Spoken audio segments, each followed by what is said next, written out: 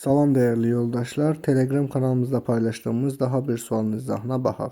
Müəllim Əli ilə gedəcək. Bu cümlə haqqında nəyi əminliklə deyə bilərik? Cümlədə hansı nitq hissələrin işləndiyini əminliklə deyə bilərik. Bu fikir yanlış olacaq. Niyə? Müəllim Əli ilə gedəcək. Gedəcək kim? Əli. Hansı Əli? Müəllim.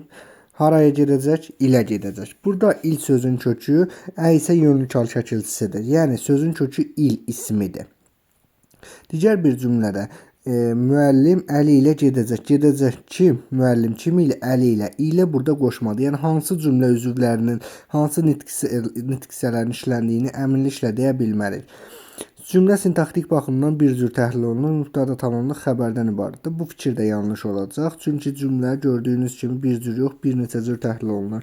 Bir təhlildə təyin, mübtəda, zərflik, xəbər. Digər təhlildə isə mübtəda və tamamlıq və xəbərdən ibarət olmuş olur. Cümlədə istənilən halda bütün cümlə üzvləri işlənib. Bu yanlış fikirdir. Bir təhlildə görürük ki, tamamlıq yoxdur. Digər təhlildə isə zərflik yoxdur və ya təyin yoxdur. Yəni istənilən halda bütün cümlə üzvləri işlənib deyə bilmərik.